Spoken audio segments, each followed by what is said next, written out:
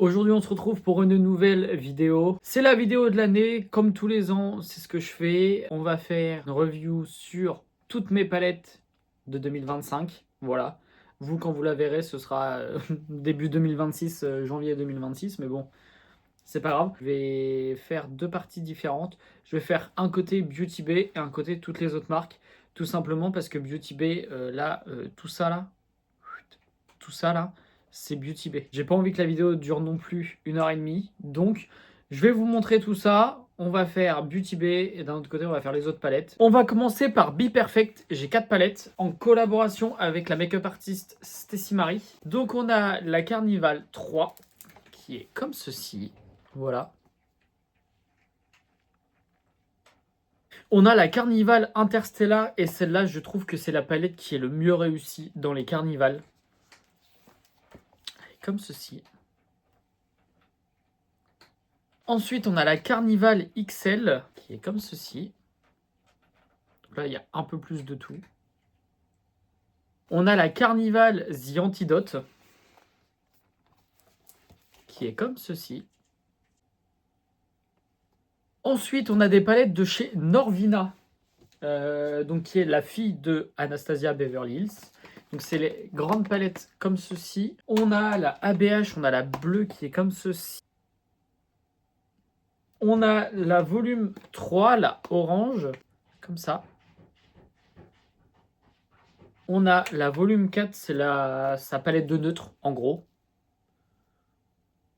Et on a la palette numéro 6, je crois, la volume 6. J'ai pas pris les deux autres parce qu'elles étaient quelconques. Et j'ai déjà des harmonies qu'il y a chez Anastasia. Ensuite, de chez Glamlight, j'ai qu'une seule palette. J'ai même gardé le carton d'emballage pour vous dire à quel point je l'aime bien. Donc la palette est comme ceci. Voilà. Ensuite, de chez Makeup Revolution, du coup, j'ai 4 palettes. Ah oui, il y en a une, je vais pas trop pouvoir vous la montrer parce que elle est un peu pétée. On a la Forever Flawless. Ouais, c'est ça, la Forever Flawless, la Bird of Paradise. On a la Child, qui est comme ceci, au cannabis. Oh, les paillettes. Là, vous les voyez bien, les paillettes. Ensuite, on a la Bright, la Patricia Bright, la Reaching Color, pardon. Elle est comme ceci. Et on a du coup la The Simpson, mais j'ai voulu dépoter un phare, sauf qu'en fait ça ne l'a pas du tout fait et c'est complètement explosé. Voilà, donc il y a du phare rose dans tous les phares. Ensuite, de chez Sampler, j'ai les 4 palettes et dans tous les cas, ça va être la prochaine vidéo qui va sortir. Je vais réorganiser les palettes, donc du coup c'est pour ça que je vous fais un peu toutes mes palettes maintenant. Comme ça au moins, ça me permet que moi après je puisse faire mon autre contenu du coup avec ces palettes là, mais que vous les ayez vues comment on les reçoit. Du coup, on a la palette numéro 1 comme ceci. Voilà. Du coup, à l'intérieur, vous avez des teintes très chaudes, voilà, un peu violacées avec du kaki et tout. Je la trouve vraiment super belle. On a la numéro 2 comme ceci. Un peu plus neutre, on va dire, mais avec des petites touches de couleur bien fort sympathiques. Voilà. La numéro 3, celle-là, au niveau de l'harmonie, c'est quand même ma préférée. Mais c'est vrai que réorganiser 2-3 fards, franchement, ça ferait pas de mal. Numéro 4, qui est complètement neutre. Voilà. Vous n'avez pas de. Il n'y a pas de couleur. Enfin, pas de couleur. Il y a des couleurs un peu rosées, voilà, mais sinon c'est très sobre. Ensuite, du coup, de chez Pink Rose, j'ai 3 palettes comme ceci. On a la 80s Baby, la Exotic Peacock, et je crois que le nom d'une palette n'a jamais été aussi bien représenté au niveau des fards. Genre, c'est très exotique, floral et tout. Et franchement, je trouve que ça se ressent de ouf dans la palette. Et on a la Bright Lights, celle du coup qui est la plus colorée, forcément, vous doutez bien.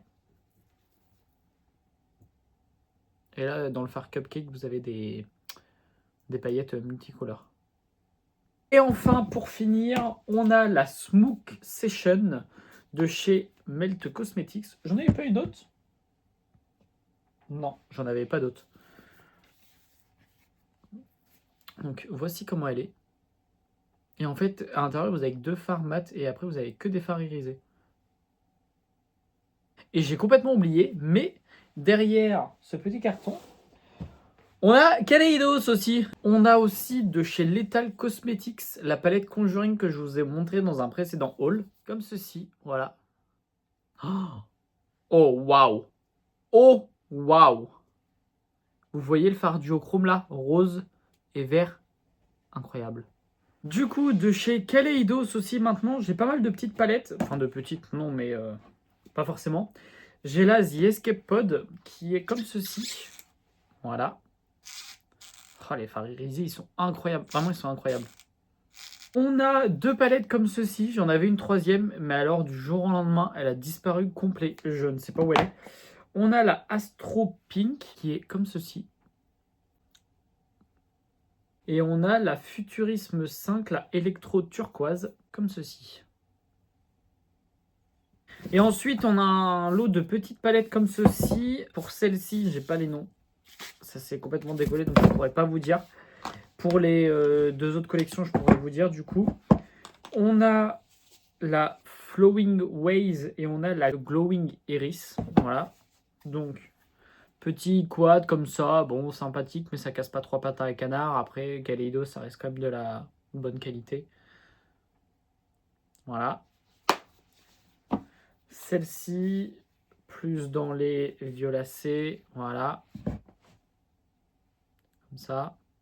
Ensuite, on a la Venus Strap et la Twilight Rush. Une dans les teintes hyper neutres. Voilà. Et l'autre, un peu violacé. Violacé neutre. C'est très prévisible. Et les 2 autres, je ne sais plus c'est lesquels. Donc, on en a une complètement full gris noir. Voilà. Comme ça. Et on a l'autre totalement neutre. Vraiment, ça casse pas 3 pattes à un canard, mais vraiment pas. Ça commence à en faire déjà pas mal. En espérant que cette vidéo vous aura plu. Et moi, je vous dis à bientôt pour la prochaine.